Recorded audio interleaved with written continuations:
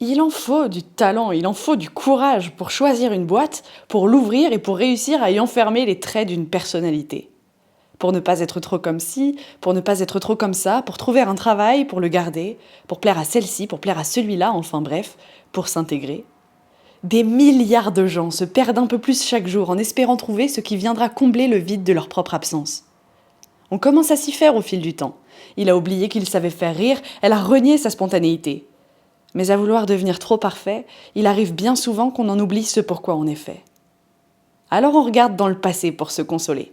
On se demande comment nous faisions pour être si heureux dans le temps, lorsque nous étions encore enfants. Et au détour de ces souvenirs enfouis entre les photos de famille et les vieux gris-gris, on retrouve cette boîte.